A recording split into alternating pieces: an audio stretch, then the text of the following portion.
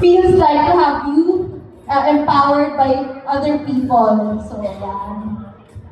And yan, and all our volunteers there, thank you so much for dedicating your time and energy and effort. So you're all volunteers here, and yeah, thank you.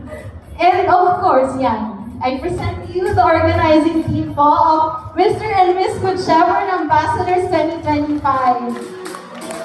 And of course, we would like to thank our parish priest for all the support sa lahat po ng mga kailangan namin, Father. Thank you so much, Father Tony. Can you also join us on stage for a quick photo of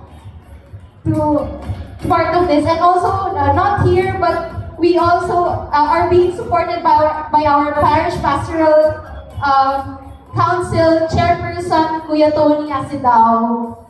Yan. And thank you po sa mga parish, sa mga priests and si Rev. Thank you po, Father Freddy, Father Rev, and others who are also here. Picture lang po muna kami.